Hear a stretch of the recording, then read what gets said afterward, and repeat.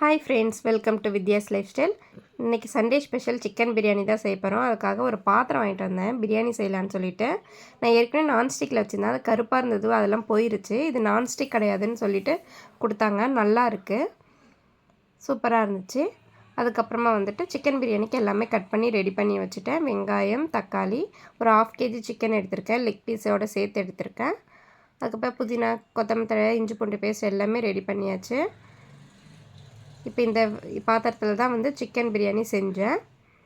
Chicken biryani, chicken gravy, முட்டை, onion raita இது எல்லாமே வந்துட்டு செஞ்சேன். இது வந்து லாங் வீடியோவாக போஸ்ட் ஆகும். என் சேனலை சப்ஸ்கிரைப் பண்ணி வச்சுக்கோங்க, அப்போ தான் வந்து நீங்கள் வீடியோஸ்லாம் பார்க்க முடியும். நல்லா கோல்டன் ப்ரௌன் ஆகிற வரைக்கும் வெங்காயம்லாம் வதங்கணும் இல்லையா, அதை தான் வதக்கிட்டு இருந்தேன். அவ்வளோ சண்டே ஸ்பெஷல் சூப்பரான சிக்கன் பிரியாணி ரெடி ஆயிடுச்சு.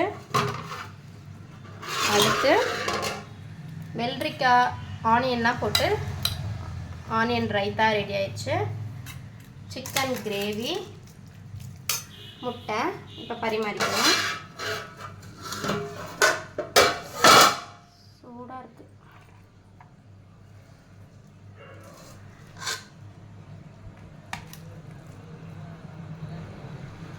நல்லா ஜூஸியாக செம்மையாக இருக்குது. சிக்கன் பாருங்கள் நல்லா வெந்திருக்கு. அடுத்து ஒரு முட்டை வச்சுக்கலாம்.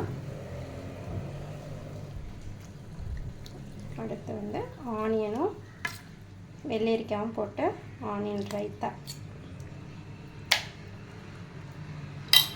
அடுத்து சிக்கன் கிரேவி.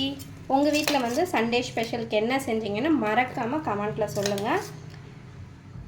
இந்த வீடியோஸ்லாம் லாங் வீடியோவாக போஸ்ட் பண்ணுவேன், மறக்காமல் போய் பாருங்கள்.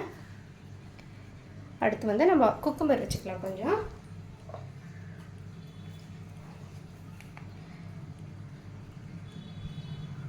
அவ்வளோதான். இப்போ நான் டேஸ்ட் பண்ணி சொல்கிறேன். நல்லா சூடாக இருக்குது.